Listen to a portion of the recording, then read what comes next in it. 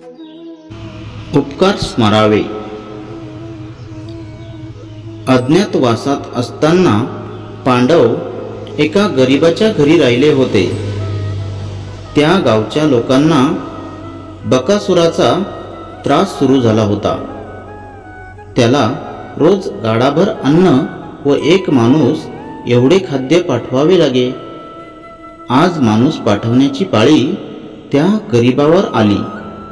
घरातल्या कोणाला पाठवावे चर्चा सुरू होती। संकट मोठे होते, पण कुंतीनं ठरविले त्या ब्राह्मणाच्या मुलाऐवजी आपल्या भीमाला पाठवावे। पण पाहुण्यांवर संकट ढकलणे म्हणजे महान पाप। पण कुंतीने त्यांची समजूत काढली।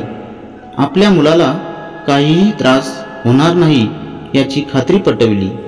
अखेरीस भीमानेही शब्द खरे करून दाखविले। बकासुराचा वध करून गावावरचे संकट दूर केले।